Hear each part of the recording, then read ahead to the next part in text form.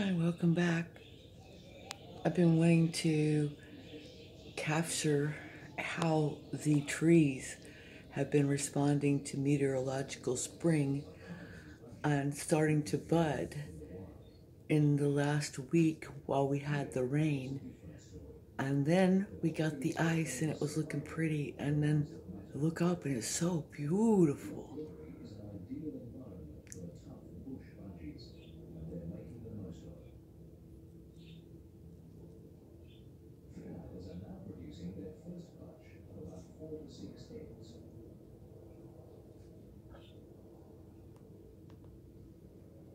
See if we can zoom in just a little bit.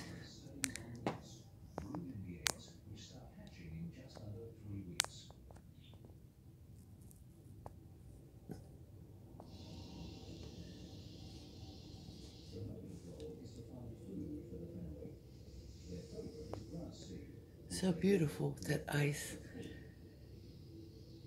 That's one thing I do love about February. Got a little bit of the ice with the snow.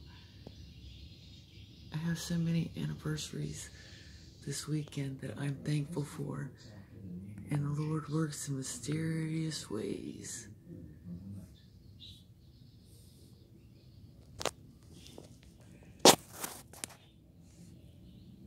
It was such a blessing to be able to get out of the Air Force so that I could be a mom.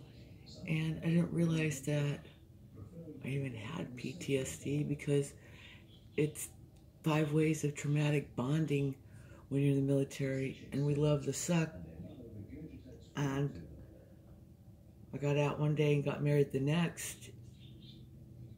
My husband was an officer, and I really didn't feel like a veteran because I still kind of was connected to the military as a dependent at that point, as a dependent wife. During that time, I worked as a Red Cross volunteer at the newborn baby clinic, and that was an awesome experience because I got to measure the babies' heads and weigh them. And I got pregnant. Didn't think it was safe to be doing that anymore and being in that environment. But today this was going on, we sure could understand why. And so I look back at all the growth that I'm going through and been through, and I'm so thankful and grateful because I got out on a humanitarian discharge. I'd done 6 years, I re-enlisted for another 6 years. And you know, what you do sow, you do reap is beautiful, because I was supposed to get a bonus of $2,000. I got half of it when I re-enlisted for the 6 years of $1,000. And I thought I was going to have to pay it back. But instead, they paid it to me. So one time I got paid because they screwed my son over with his enlistment and other monies, but I got paid that $1,000, and I paid off my car, my Chevette. And so I can really say that there's so many blessings that came out of that, that I wanted to be a wife and mother. Oh, here's the sunshine again with the ice. Let's see. Good, and the skies are blue again. Beautiful. But I wanted to be a mom. And I got the blessing of my other son. We tell him he's the golden child because I had a little guy as a single parent in the Air Force. He was born in Italy, Vicenza. And then my son, together, his middle name is Cody. Everybody would just drops off his first name. It calls him Cody or Taylor Patrick. We don't know. It's weird. It's a strange deal. But anyhow, I'm so thankful and grateful what I was able to serve. But my calling was, in fact, to be a wife and a mom. And despite the PTSD, my kids and I got through it. They've helped me reset. 2018, living on the streets of LA at the West LA VA, on the dirt alongside the Barrington Gate. I had a heart event, and it took me 2 hours and 4 buses to get from the west side to the east side to my son's motel, and then to the hospital on 3rd Street that you can see the Hollywood sign from. And so I have on my Twitter, Room with a View, and people that are my Facebook friends and following my journey with that know that's the truth.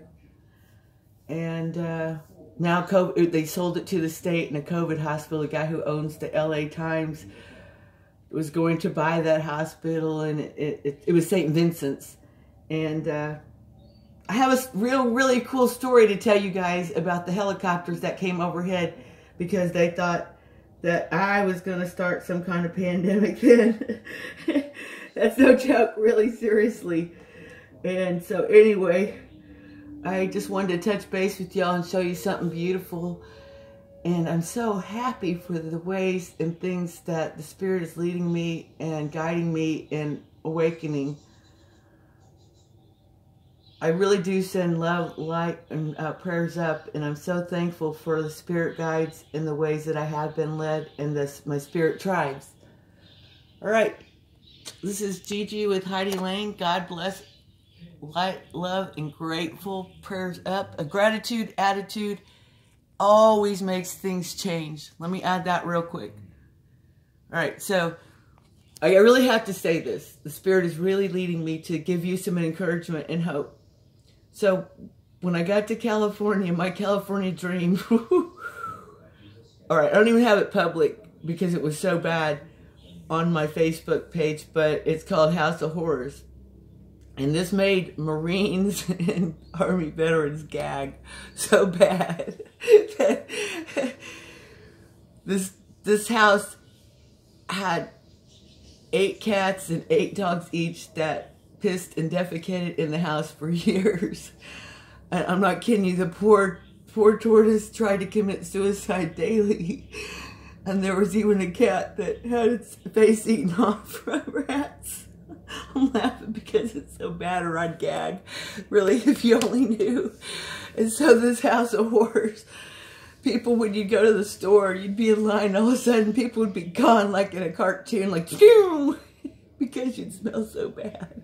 And so anyway, what I would do is I would sit out on the balcony, and there were rats that would ride around and all kinds of stuff, even at night and things, but there were also these hummingbirds and a tortoise in this yard across the way. And I would develop this attitude of gratitude that for everything that was wrong, I would be 3 things that were good. And believe me, when you start doing that, like right now, look at the sky, look at the clouds, look how beautiful those trees are. There's buds on them. You're alive. There is so much to do with being an attitude of gratitude. And I started doing that, and my son, I haven't even written my notebook because I wrote it down. It turns out it was on change.org. There were these people that turns out they're from where we live now in California that were looking for veterans at a marijuana manufacturing and distribution center in LA. And no kidding, we had prayed and been in San Antonio with my son on a false arrest and house arrest, and played GTA, and I even have it on my Facebook page about Vote for Nobody, but nobody cares about Los Santos, and got brought to LA. And then the reason why we got to downtown LA was because of this change.org petition that said they were looking for veterans to work at this warehouse. And so that's how I got to live my LA dream. And it was because I kept having an attitude of gratitude. And people say I'm so intense. Well, dude, if you had to live on the ground out there, LA, on the dirt, that they let you down, the White House let you down, while somebody's sitting there calling Jerry Brown, and the White House says, oh, here's an executive order that, you know, about your homelessness, And the only thing they do is when you post on Facebook that the tour bus comes out that way and it looks so trashy, and you pray and have some angels, do you get a cleanup the one time. But God wins. And I had Trump socks. So if you want to search Trump socks, you'll find that and you'll see my tent where I have Trump socks on inside my tent. I have a video that shows outside the VA on the dirt where it is my shadow. That is Heidi Lane, the invisible veteran. They want to leave out my middle name. They want to ignore me. They want to treat me the worst as on the dirt, etc. Believe me, when I'm out there on the dirt, do you think they come after the guys? No. When I'm at my apartment and there's some kind of thing and people make up stuff that they come to the public-based housing, do you think they go to the dude veteran that supposedly came in her apartment? No, they come to my apartment. That's a funny story too. Just a digression here. While it's so beautiful out there to spend some time with you, God does work in some mysterious ways. So this is the eve of New Year's Eve, the 30th of December. This is pretty funny. This is the 30th of December of 2018. Now, my son has just gotten in on a flight from Kansas City to LA, and his girlfriend and he are sleeping on a mattress, a blow-up mattress in my studio apartment. And, you know, it's got to be a little bit on the down low. And the thing is that the way New Year's worked, they got paid early enough on the weekend to fly in. But they don't maintain anything at these apartments, and these kids just run like wild and crazy and tell you to go suck your mama's titties and things like that. And so they keep going on their scooter past your door, and just, it's quarter till midnight. Because I post something about it's 23:45 or something, 44 or something like this on Facebook, because later on this comes into play. So anyway, this kid is starting to come towards my door, and I've got it cracked open, and I already know from another guy that grew up with his kid brother that's a vet, a Marine, how things like that go with these kids. So I cracked the door open, and as the kid's approaching on his scooter, I suddenly pop out in the hallway. The kid's so surprised, he takes his hands off his scooter. I'm so surprised, I grab the scooter. And I freaking walk up inside my door, and I close it and lock the door. Meanwhile, my kid, he's an adult, you know. He's a veteran too.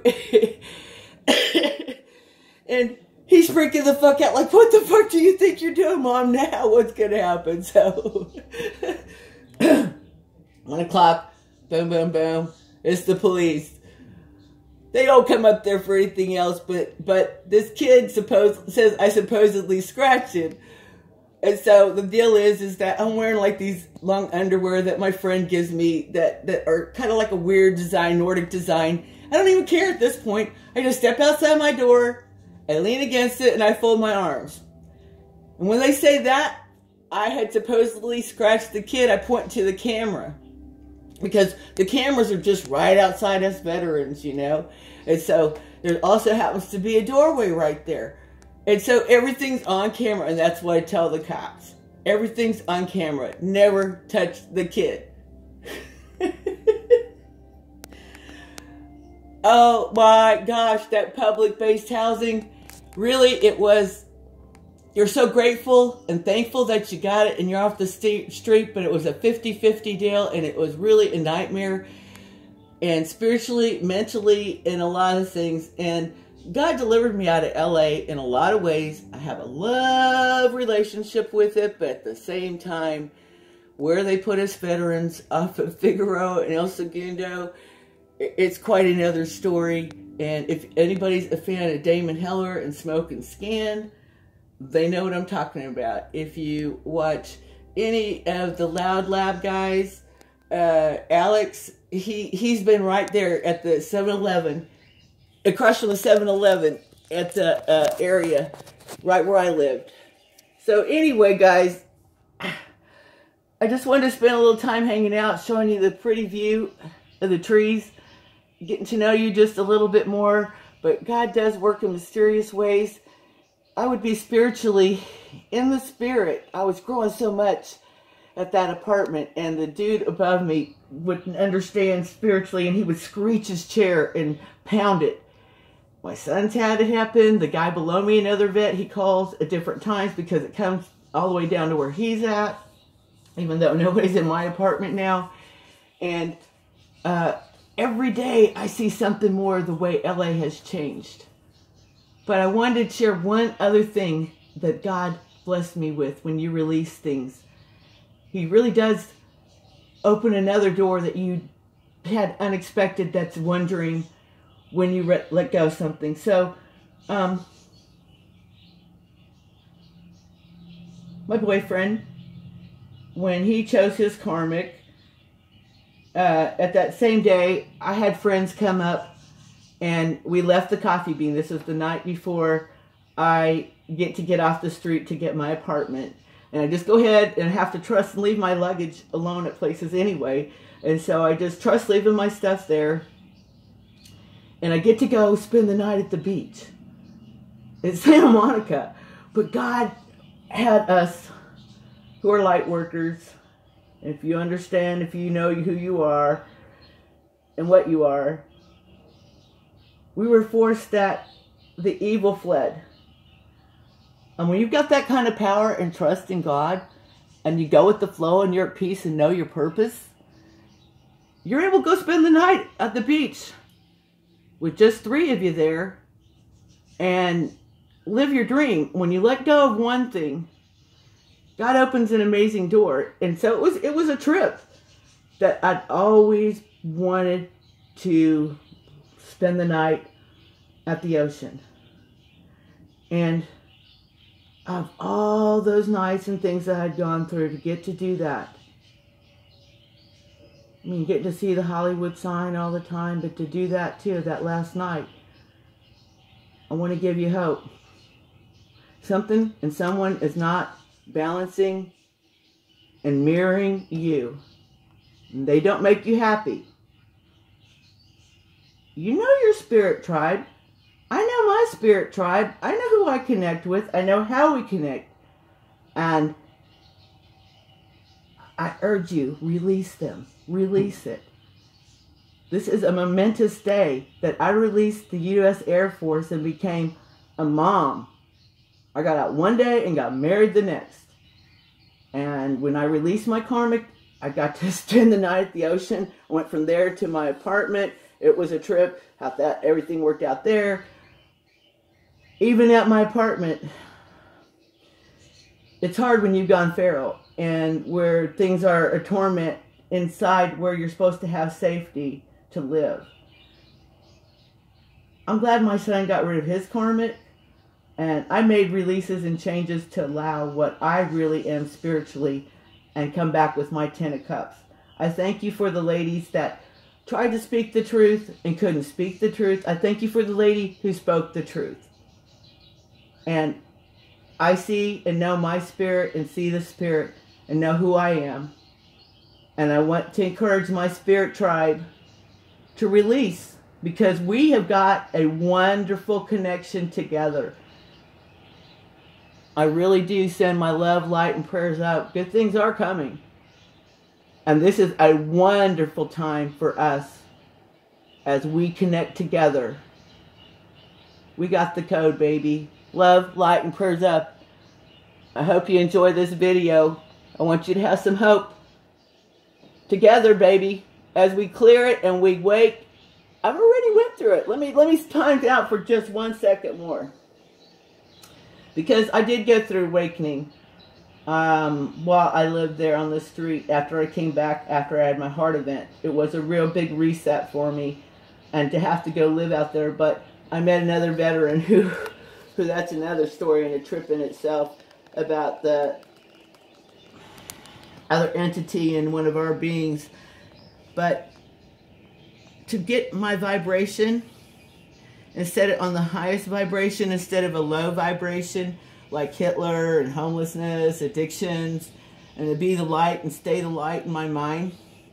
Because joy and happiness, those are the two highest vibrations. And you know, indigo and purple, those are the highest vibrations. And the light being white and yellow, and that electric blue. And so, in my mind, what I would do is I would focus on these white petunias that were by this juicery that I'd sleep at sometimes too, and keep my luggage at. And pressed juicery. And I learned already before I got there to have this vibration. And I would feel this vibration so much that people and frogs and animals were drawn to me. And I kind of have had to mute that and lose that for a bit. And had to be numb because someone that very close to me that I should have been able to trust had done really a bad betrayal. And I don't give that information to most people, but in doing so, I really had blocked a lot of things for myself. And I'm trying to come back to bringing you guys to high vibrations and what we focus on. Because even when I got my apartment, I had to stay this high focus and high vibration. The sound alone of the apartment, if you listen to my recordings, you'll hear that high pitch, something to it. I fought for my life again to stay alive this past year. I don't know what's going on, but I know that I've never been that sick before in my life, and I keep having these things that they've put me through sicknesses. And it's a lot like the immunization that I went through for yellow fever to begin with. And